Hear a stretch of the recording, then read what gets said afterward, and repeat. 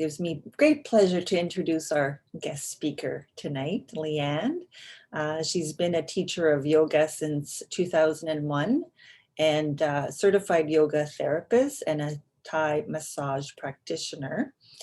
I've known Leanne for what, 12 years now, Leanne?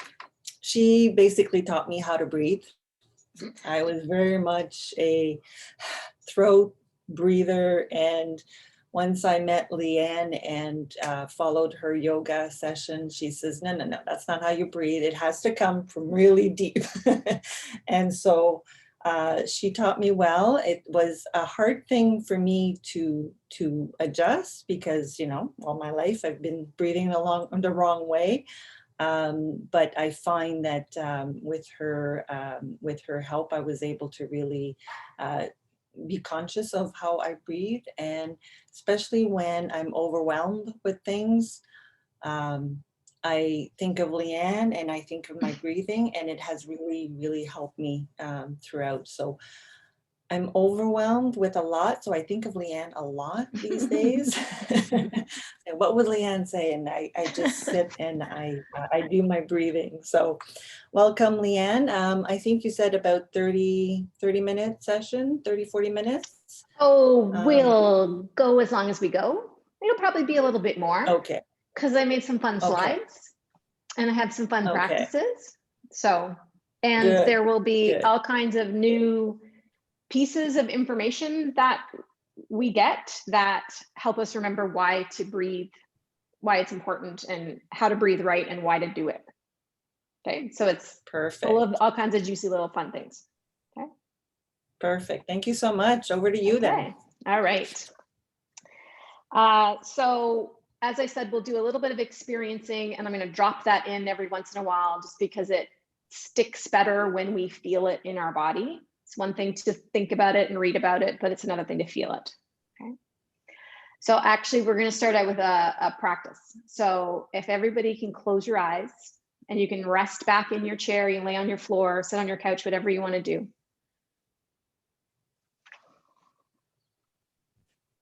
Okay, so you're comfortable. And take a moment, notice the sounds that are in the space with you.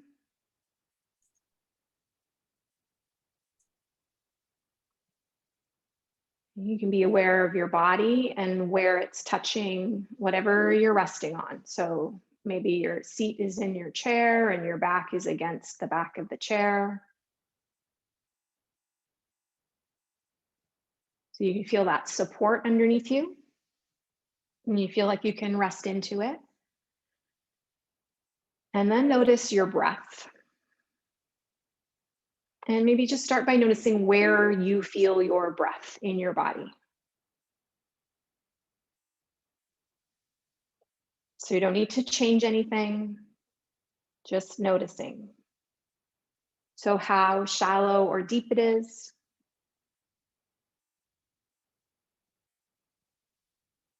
How fast or slow it is.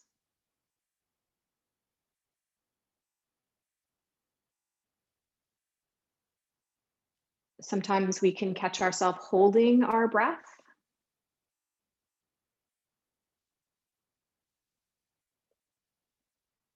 And are you breathing through your nose or through your mouth or some combination?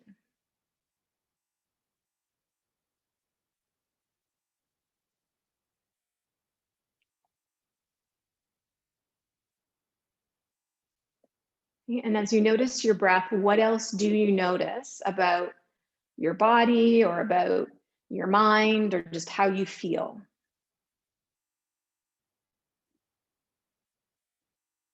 Because all of those things are going to be related.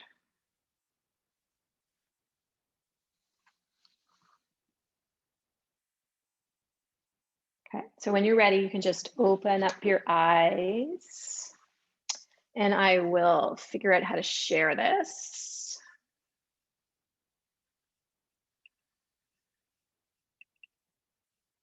And how to do this button. Okay, so you can all see the breathing word. Yeah, okay.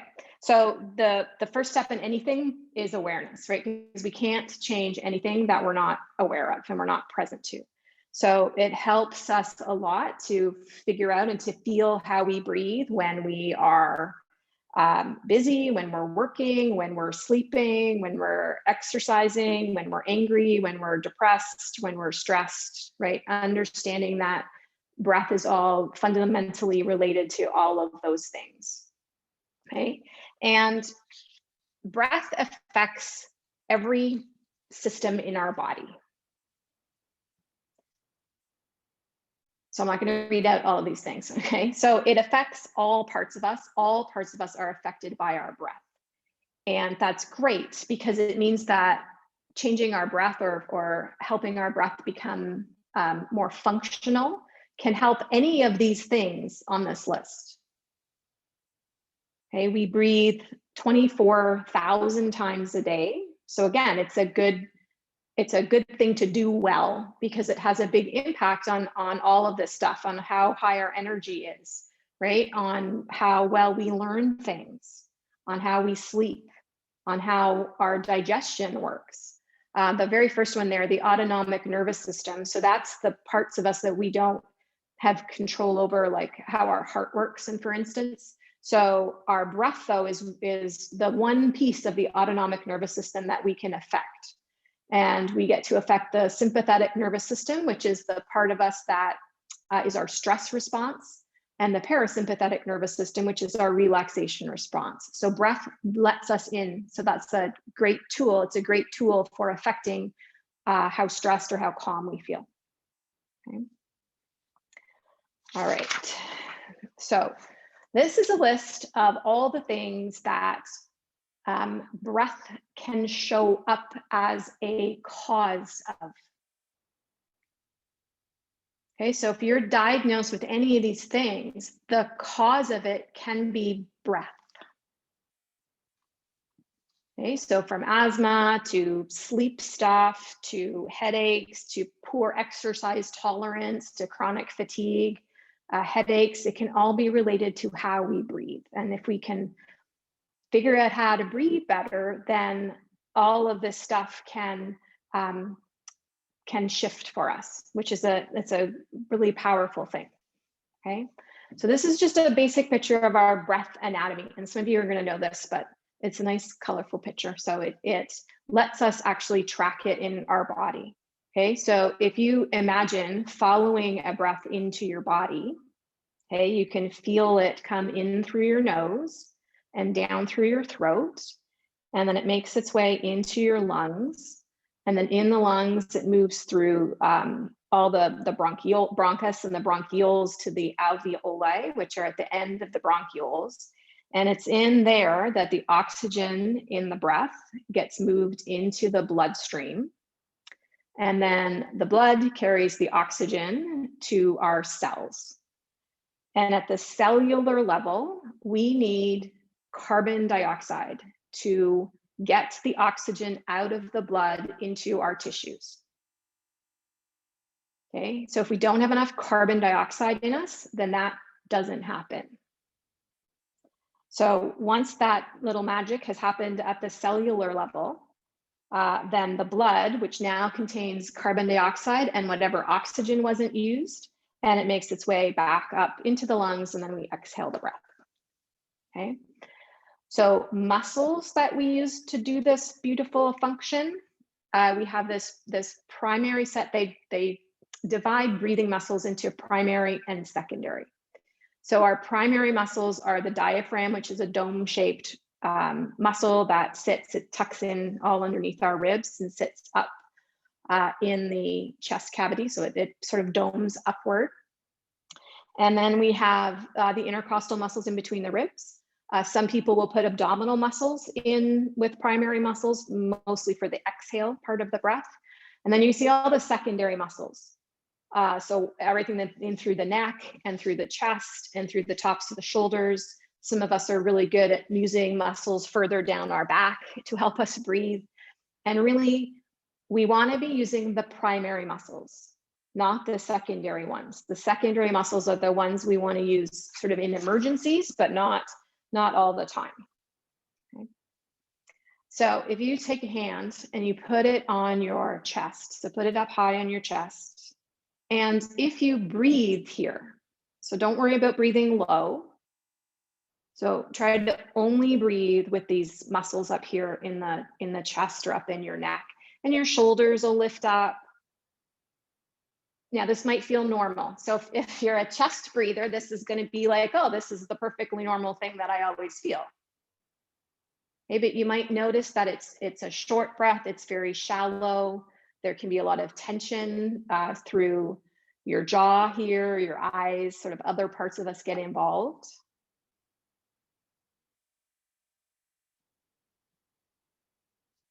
Okay, now if you shift your hands down, I'm gonna have to move back a little bit so that they're on your side ribs. So now feel like you get to send the breath into your hands at your side ribs. So maybe not so much focus up here at the chest, but down lower. And you can feel under your hands, your ribs expand outward when you breathe in. So the ribs expand in 360 degrees, and then they shift back in when you breathe out. So those are intercostal muscles, those are that's the diaphragm.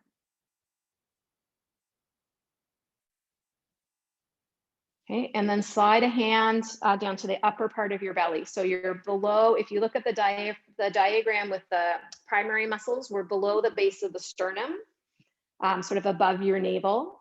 So when you can let the chest soften and breathe down into that hand now. So you slow your breath down, give yourself time. So your diaphragm, it domes up.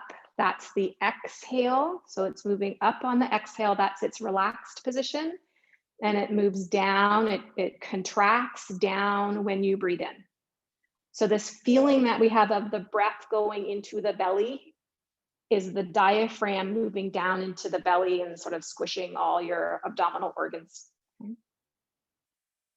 So if you tighten your belly, so if you pull your navel center in and squeeze and try to inhale, you can feel that it's pretty limited because the diaphragm has no space to come down. Okay, but if you relax the belly,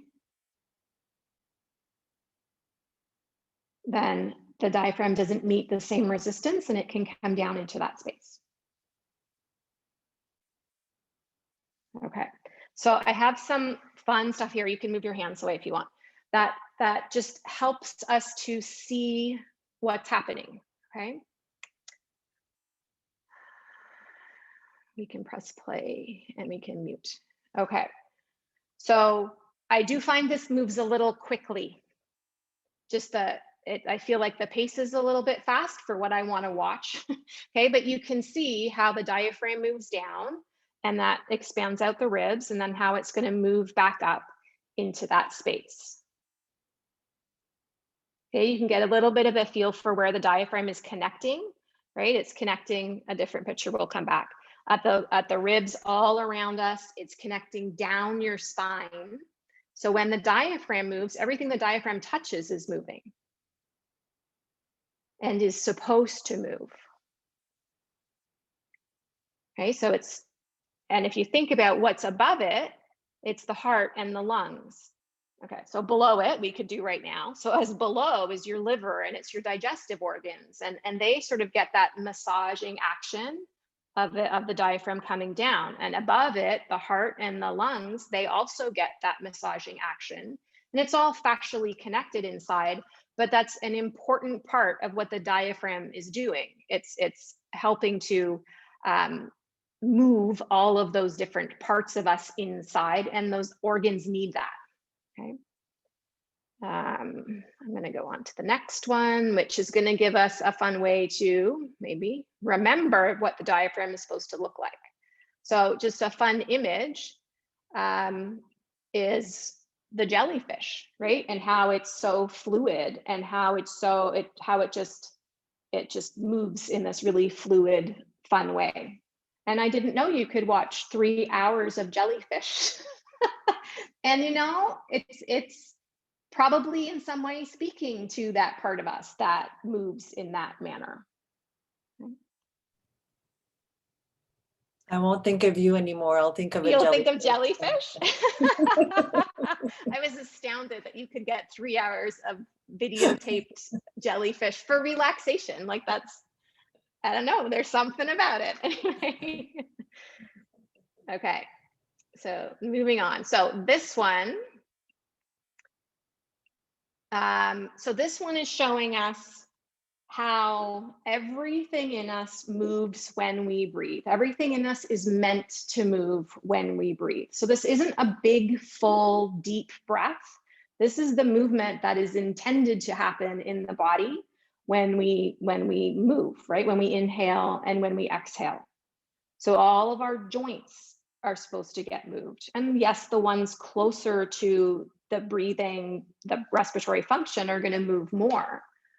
But our spine is going to move, and then that's going to ripple through the body, so that, you know, if your upper back moves a little bit more than your lower back, but your lower back is still going to move, which is going to come down and impact the back of the pelvis and the hips, right? All of the muscles are supposed to be involved in this sort of pulse, right? This rhythmic expanding and retracting. And you can imagine what happens if we're tight. I don't think it keeps going, but you can imagine what happens there if part of us is restricted or held, or just so much tension in it, or we have pain in it and we don't want to let that part of our body move, then that rhythm that you saw doesn't move through us. Okay, so I'm gonna stop this for a moment, and we're gonna move a little bit. So just as a way of freeing up our parts so that we can feel the difference. So if you take a pause and you close your eyes for a moment, okay, and you just feel your breath, where it is, how it feels.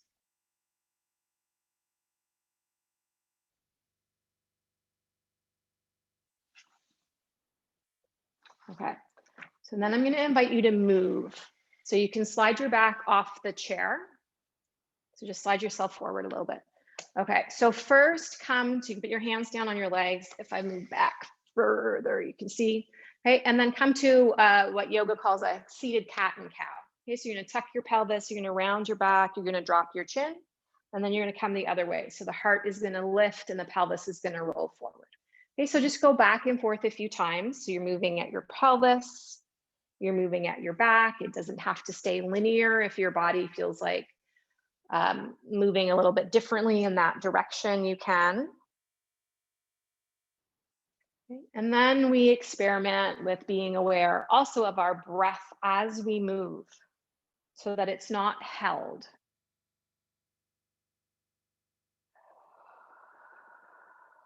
Okay, come on back to vertical. And then you could choose, you could either put your hands at your ribs, your lower ribs, or you put your hands at your chest, and then gently turn. So you're just going to gently rotate in each direction.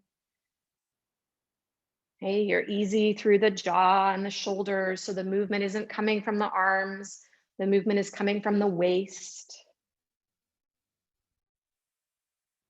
And then whichever side you're turned to, just pause and just be in the twist. Feel your breath.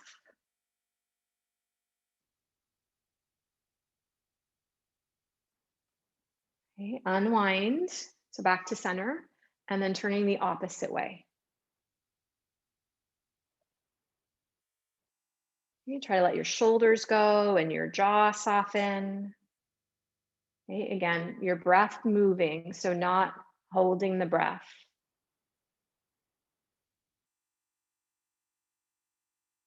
Okay, and then let that go. So come back to the center. Okay, you can let your arms come down, come up into the shoulders, lift your shoulders towards your ears, and then let them go down. That's the part we forget, right? The down part. So lifting up and lowering down. Okay, you could take the blades and move them towards each other on your back. So your shoulders sort of go back a little, and then they can shoulder blades can come away from your spine. Okay, so you're freeing up the shoulder blades, which float on the ribs. You're freeing up the shoulder joints.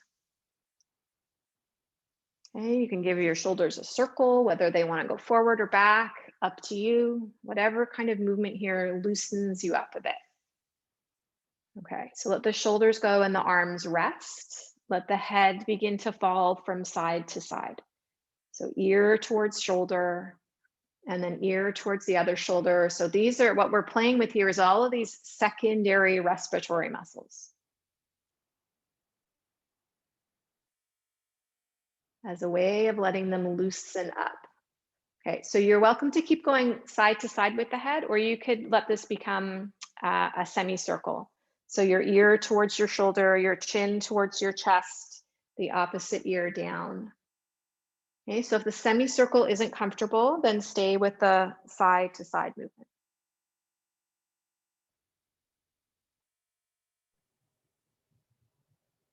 I love this one. I can hear the cracking. Yeah, so can I. Okay, bring your head back up. All right, and then we're gonna come over, we're gonna side bend. So if you side bend towards your right, so your left arm can lift and you can tip towards the right. So your right hand could come to your hip, or you could bring it over if you wanted to onto your left side ribs. So I'm mirroring you, but whichever way you wanna go is fine. And then you could imagine you can breathe into this left lung and you feel your ribs expand under your right hand. So take your time to fill that lung up.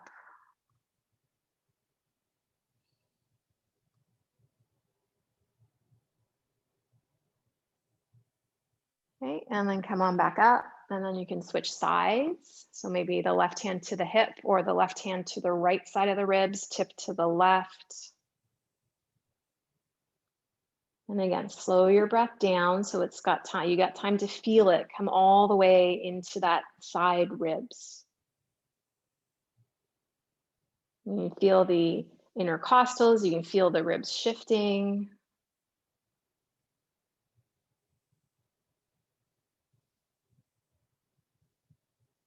Okay, come on back up. You can let the arms come down.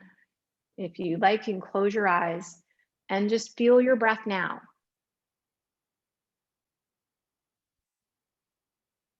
Remember, soften the belly.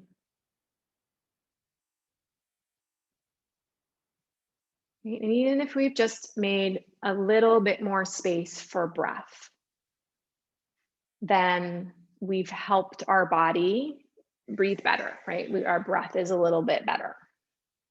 And it's not that our breath is bigger, it's just that there's more space inside us for it. There's less restriction that is being caused by tension through our muscles. Right? All right. So from here,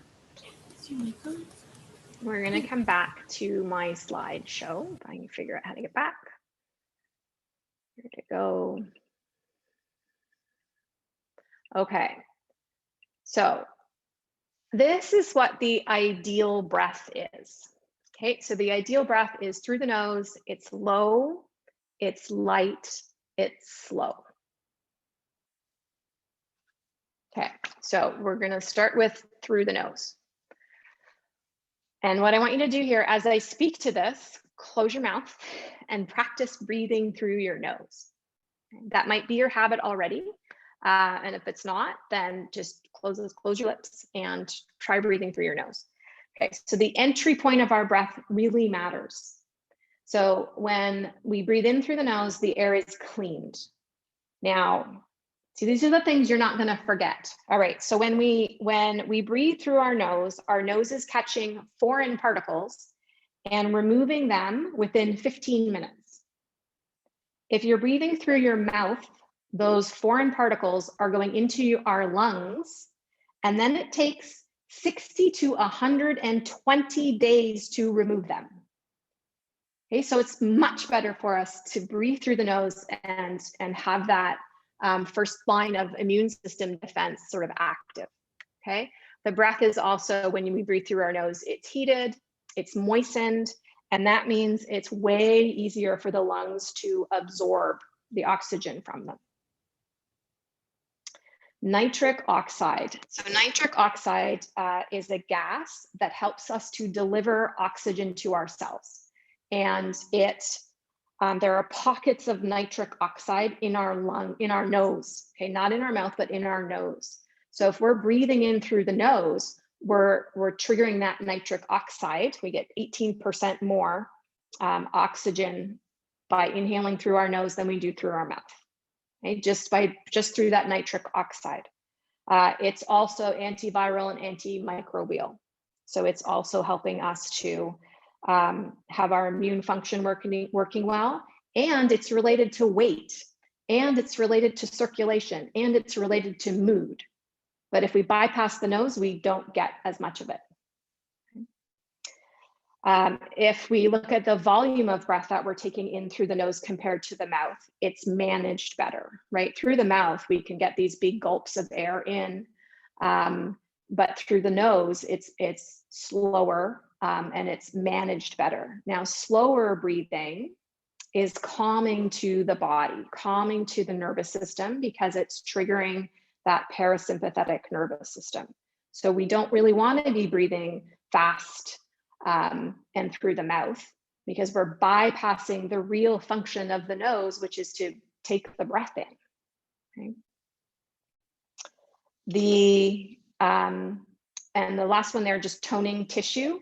So the tissue where the air is hitting gets toned when we're breathing in either through the nose or through the mouth, but it's going to make it easier to breathe if that tissue isn't loose, right? If you think of snoring, a lot of that is when the tissue back there is too loose. So if we're breathing through the nose, then we're toning that tissue better. Okay. All right, so now breathe through your mouth. So open up your mouth. If you need to, you can hold your nose so you can't breathe through your nose. All right, so people who breathe through their mouths tend to have more colds, more congestion, more inflammation. Okay, they are more dehydrated. It is harder to breathe because because the air is colder and drier. So it's not, the lungs don't like it as much. The diaphragm isn't moving as much, because when we breathe through the mouth, we tend to be chest breathing. So the breaths tend to be up here. Okay, and we're not getting the breath low in the lungs, and down lower in the lungs is where we get more alveoli, which is taking the oxygen, right? Taking the oxygen and putting it into the bloodstream. So we get more absorption of oxygen if we breathe through our nose. Okay, mouth breathing people tend to be breathing with the secondary respiratory muscles, which are not designed to be our primary muscles. They are short. It's not their function. It's not what they're for. So we get a lot more tension everywhere up through here, right? Jaw, neck, shoulders, chest, upper back can all be that if we get the function away from the chest and into the lower part of the body, and nose breathing is helpful for that, then some of that tension might be able to go away. Okay. And there's a big list of things that mouth breathing is associated with. And these are all from studies. Okay.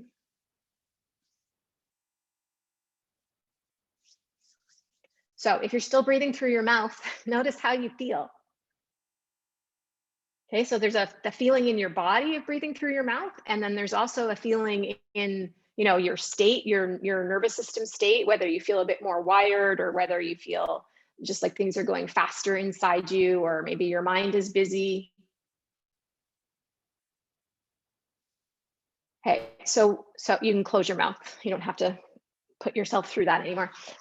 So why do people mouth breathe? So sometimes there are structural reasons that we have to breathe through our mouth, and some of those require surgery.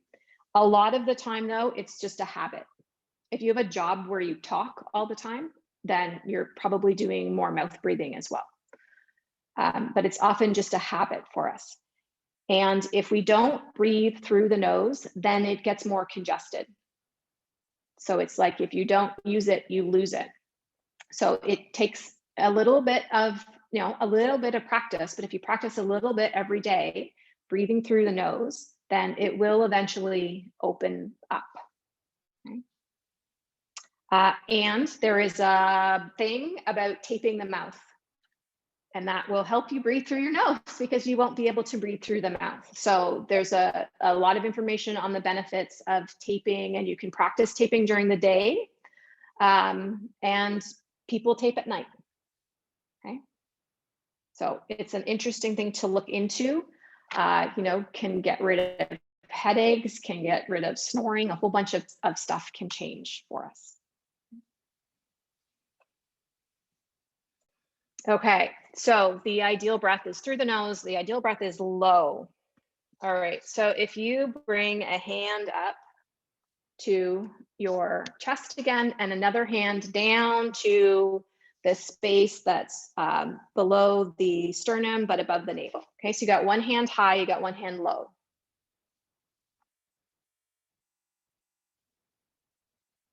Okay, you want to quiet the breath that's under the top hand so that it's not happening.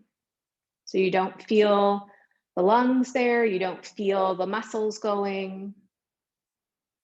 And you want to feel that activity underneath your bottom hand.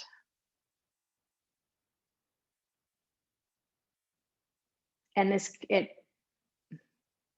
if we're used to breathing up high, then it can take, it can take a couple of moments, it can take a couple of minutes for it to be able to settle down in the body. So give it a bit of time, make sure you've got your mouth closed.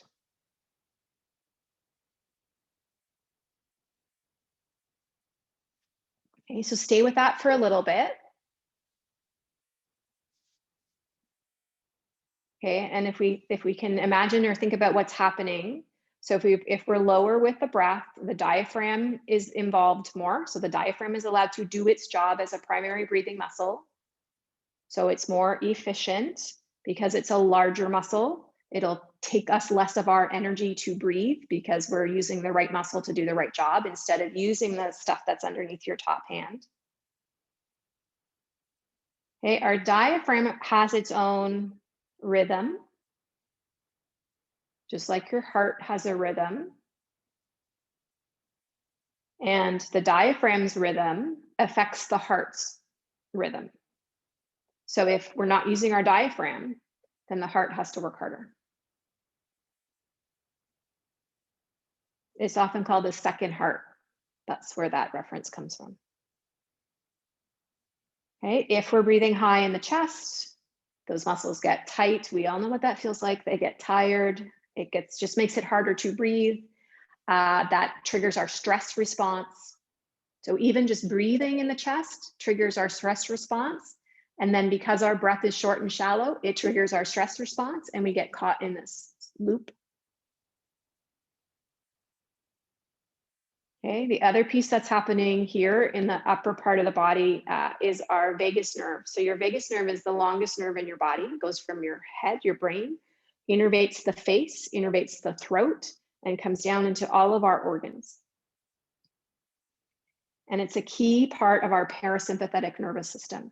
So when the vagus nerve is stimulated, then it triggers our relaxation response and helps us relax and helps our body calm down. If your neck is tight and it's all tight up here in through the chest, then that nerve is going to get compressed, right? It's going to get impacted negatively.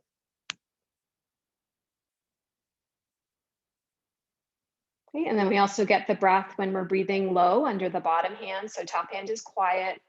You can feel the inhale and the exhale underneath the bottom hand. Right? Your breath is coming lower in your lungs, and we know that it's more efficient to breathe into the lower lobes of our lungs.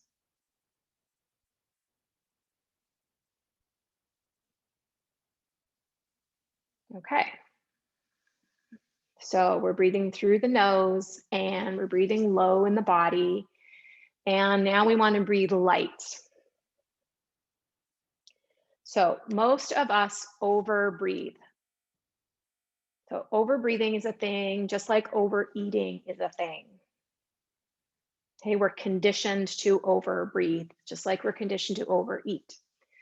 So how do you know? So we know what somebody looks like when they are having a panic attack, right? Or when they're hyperventilating.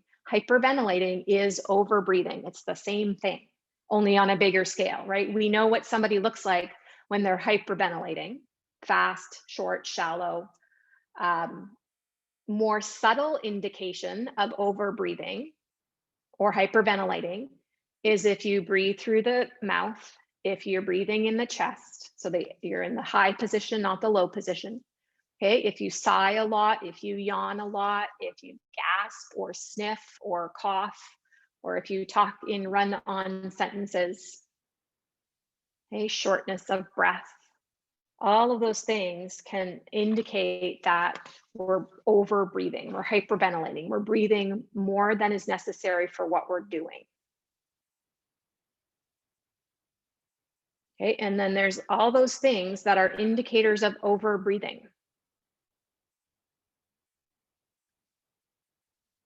And it's like every part of our body, right? It's every system in our body. So too much breath, right? So what we want then is we want to breathe light. Okay, so light means less volume of breath. So this is where we're gonna vary a little bit from a big, deep breath, which if we do it too much is over breathing and hyperventilating.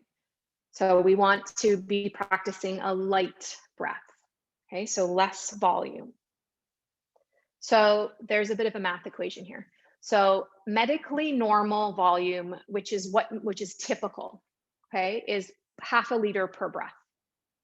Now, if people these days are breathing anywhere from 12 to 20 breaths a minute, and I take the lowest number, the 12 breaths a minute there, times 0.5 liter per breath, then I'm breathing in 6 liters every minute. Okay, now that would be okay. Optimum at rest is 5.5. But most people aren't breathing 12. They're breathing more than 12, anywhere up to 20, medically normal. Not good, but medically normal. Okay, so if you think about those extra liters of oxygen or breath that we're taking in, our body has to get rid of it, right? So that's a whole other place that we're expending energy, and our body has to manage it all. Okay, when we overbreathe, then we're exhaling too much carbon dioxide. And this is the big problem. So this upsets our blood gases. The physiology of our body is built on a particular ratio of carbon dioxide and oxygen. So when we expel too much carbon dioxide, then everything in us gets upset, okay? So if this balance is upset, then another system in our body, like our kidneys, are going to kick on to try to create some kind of balance. And then our hormones are going to kick on and try to do something, right? So then, because we're holistic and the body is trying to maintain the state of balance, everything will help to maintain this balance. But it puts a lot of pressure on all the other systems in our body. And if you think back to the list at the start of all the systems that breathing affects, this is why. It's because it's upsetting the balance of carbon dioxide and oxygen in us. Okay, and that's when we get the gastro issues, because our something is happening there. It's when we get the migraines. It's when we get the sleeping issues and the tiredness and the pain. Okay, so light, right? So through the nose, low in the body, light, slow. Okay, so here's our normal breaths per minute. Normal, medically normal, 12 to 20. Ideal, 5.5. So we're breathing way too quickly. Okay, so at the normal breathing rate, so at that 12 to 20 breaths per minute rate, we are only able to absorb 1/4 of the oxygen we take in. So it's a whole lot of oxygen that we are missing. And we need that oxygen to learn and to manage the systems in our body and to move. So if we breathe slower, then we're going to be able to absorb more oxygen because it's going to give our lungs more time to take the oxygen out of the breath. Okay, a slower breath is letting there be more of that balance of carbon dioxide and oxygen in our body.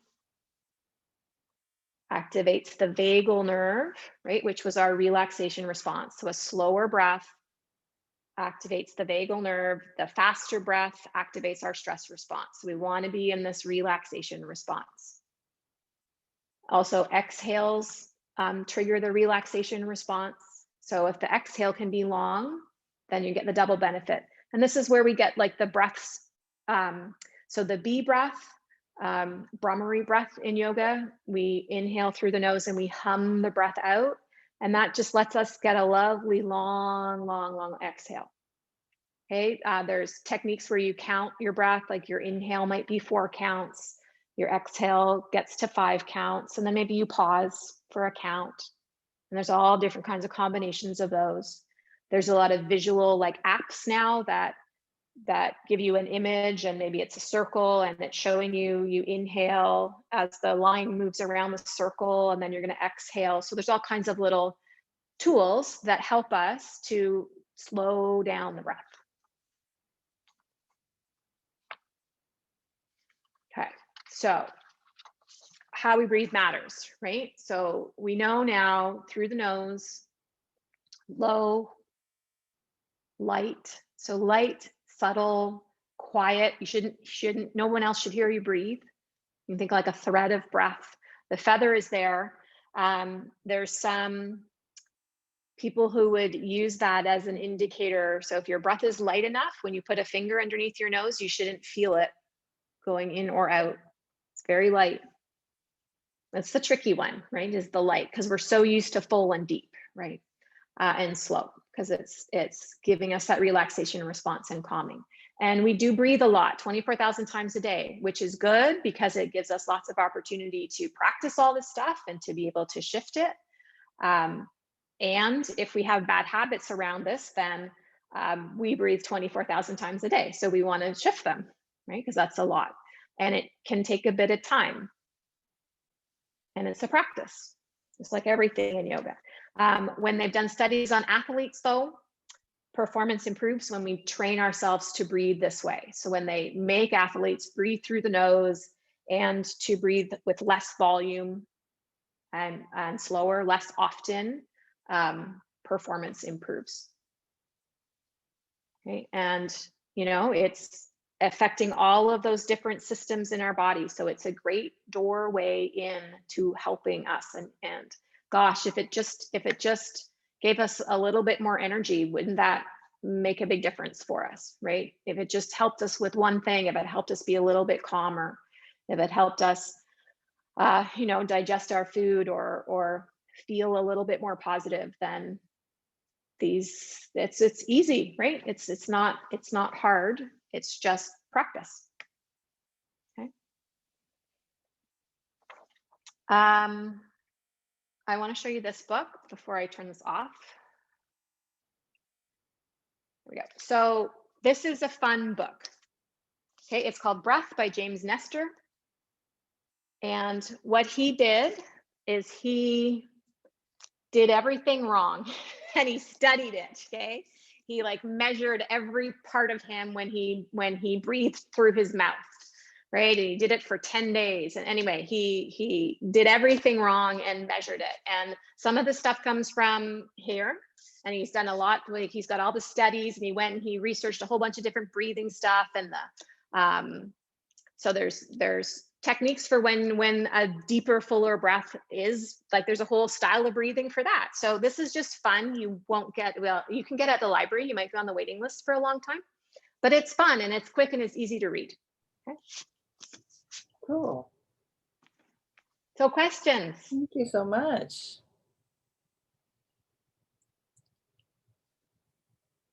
Okay, so everybody's going to go home and now figure out how to breathe differently.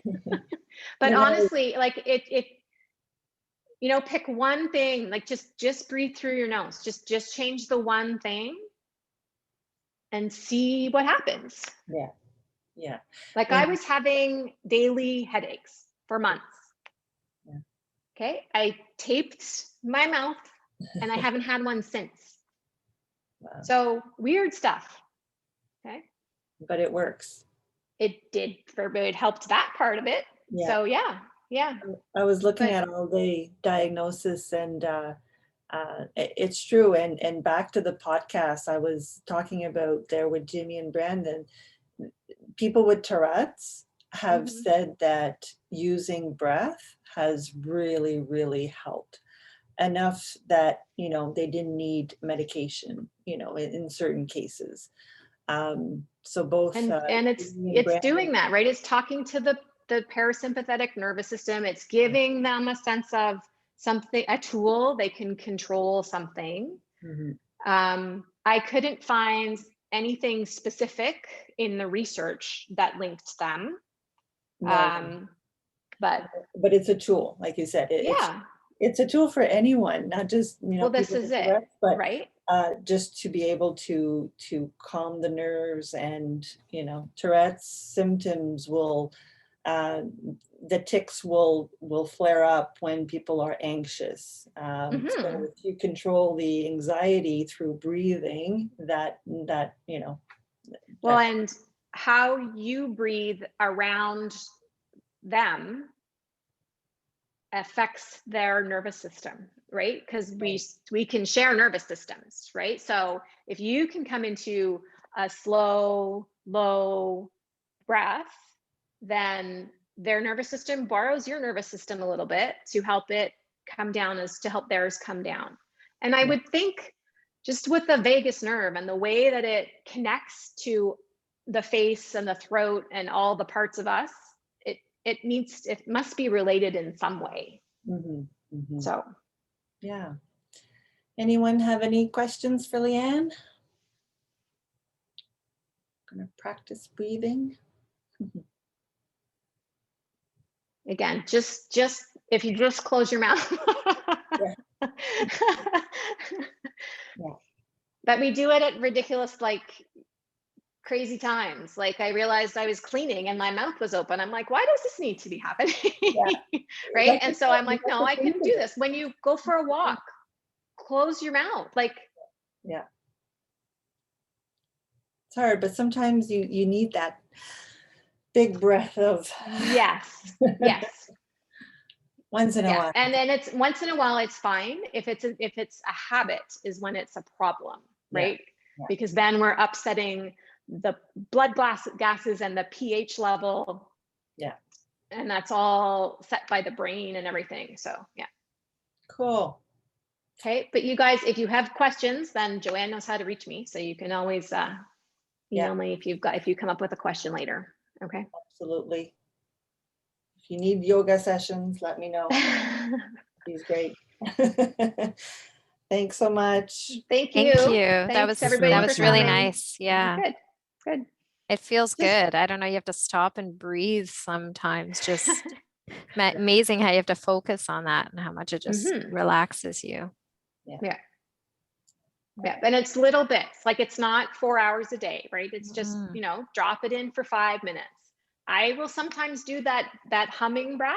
So breathe in through your nose and hum your breath out. I'll do that when I'm driving. Right. And it just lets my body get used to a slower, longer breath. And then the breaths per minute can come down. Very true. All right. That was awesome. Thank you. You're welcome. Thanks again, Leanne. We'll You're have welcome. it on the Tourette's Facebook page as well, so that people can go and check it out. Okay, sounds good. Thanks again. Okay. Sounds good. Thanks. See you later, everybody. Thank you. Bye.